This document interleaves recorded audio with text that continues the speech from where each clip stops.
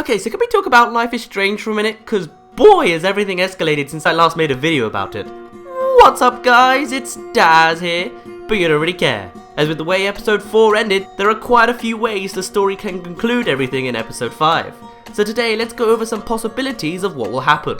But first, obviously, this is a spoiler warning. Don't watch this if you haven't seen episode 4 yet. Now I originally planned to make a prediction video for each chapter of the game, but I never did one for episode 4 before it came out. Mainly because I didn't have any new predictions. At the end of episode 3 we were left in a completely alternate universe with every character acting differently to what we were used to and Chloe being paralysed. But hey, at least her dad was alive now. Where could you possibly go from there? I guess it was kind of obvious that we would return to our universe or else all our choices would be worth nothing and that would be bad game design, but still. Anyway, we're not here to talk about episode 3 and why I didn't make a video on it. We're here for episode 4 and 5. And also, before I begin, I'm slightly ill, so if my voice is a bit you might understand why. So hopefully I'll be able to get through this video without coughing my lungs up, but yeah, bear that in mind, my voice is a bit So, here's what happened at the end of episode 4. After discovering the dark room we've heard about multiple times, we found what looks to be some kind of photo studio with evidence showing victims are drugged and posed for pictures in a disgusting manner. Furthermore, we found Nathan's jacket there, implying that he is the culprit. Not to mention the fact that Chloe said Nathan drugged her, but she got away. As well as Kate saying she was drugged, and also the fact that the dark room was underneath a barn which was property of the Prescotts, Nathan's family. All signs point to him. We also discover from this place documents of all victims, and with that, the identity of their next target, Victoria Chase. We also find out about the burial site of Rachel Ambers, the missing student. Yeah, she's definitely dead. It's a shame, sure, but we already knew this really with how the doe spirit was constantly guiding us and we've been led to believe that the doe is Rachel's spirit. Or if not, then the butterfly is. Either way, we've been guided by Rachel's spirit for this whole time. Anyway, naturally, Chloe's mad and we go storming off to find Nathan to stop Victoria's abduction. We go to the end of the world party. Warren takes a selfie, Nathan is nowhere to be found, and we do or do not warn Victoria, though whether she believes you comes down to your choices. Mr. Jefferson announces the winner of the Everyday Heroes contest for some reason, at least if you don't blame him in episode 2, and Chloe gets a text from Nathan saying that no one will find Rachel's body when he's done with her. So of course, we rush to Rachel's burial ground in the junkyard where, we're the next target. Drugged up, our powers no longer work, and the only one who can save us is shot square in the head. Nathan won. He outsmarted us, except it wasn't Nathan at all. Mr. Jefferson? And that's where we're up to.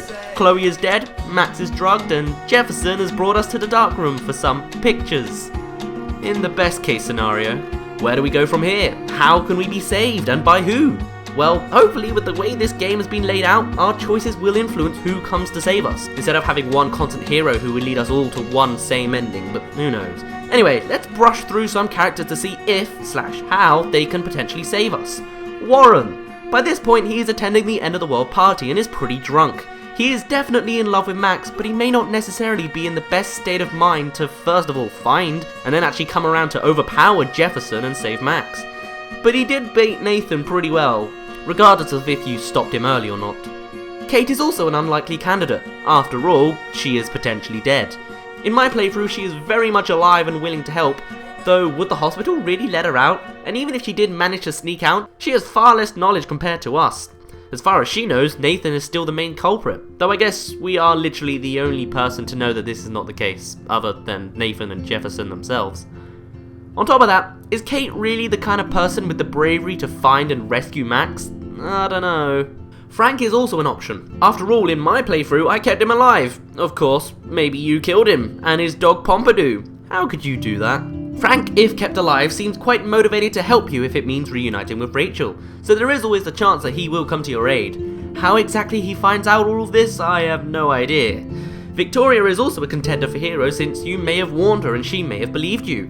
With the knowledge that Kate got messed up and she's next, maybe she came to the conclusion that because she hasn't seen Nathan and she hasn't been taken, she may deduct that you were taken instead.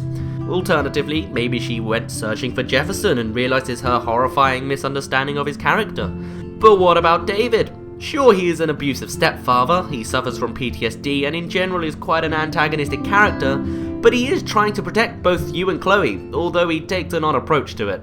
Depending on how you act, he either remains at peace in his home or is kicked out. If he's kicked out, he does seem genuinely remorseful and he stares at pictures of Chloe, showing that he does care in some manner.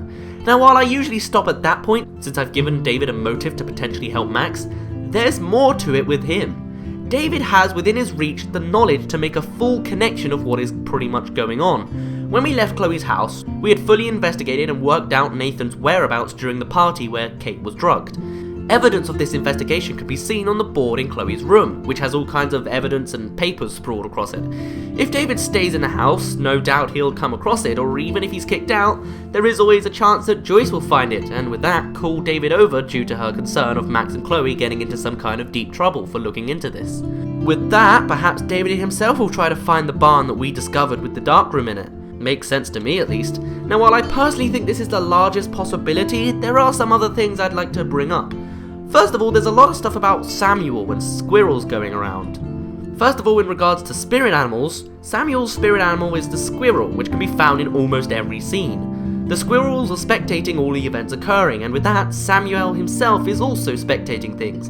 Not to mention the name Samuel apparently has roots to the Hebrew name Shmuel, which means God has heard, or name of God, implying that Samuel is somewhat of an all-knowing character. He may not exactly be flat out a god, but he is certainly aware of what is going on, both in Arcadia Bay as a whole with the unnatural events, as well as potentially Max's specific events. Samuel also says that he listens to squirrels in the morning, so perhaps he will know about Max's abduction tomorrow morning. We even see a squirrel guide us to the entrance of the barn hiding the dark room.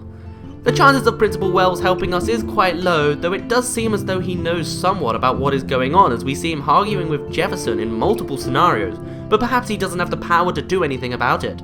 It also seems as though Nathan is somewhat connected to the abductions, as he is there to drug Kate and Chloe last time, and his jacket was in the darkroom, so perhaps Nathan's father is stopping Wells from interfering with the abductions. Now let's talk about Nathan. He assisted in the previous druggings, but not so much this time. Perhaps it was because the next target was originally Victoria, a good friend of his, or maybe his mental health was worsening after all that has happened. After all, he shows signs of being visibly distressed, both in how he scribbles things like Rachel in the darkroom, as well as the fact that he texted his father, though we could see that didn't go down too well. But that begs the question, where is he now? Well, maybe he's dead, since he didn't want to participate in the abduction, and so maybe Jefferson killed him. Though why would he leave his jacket for that?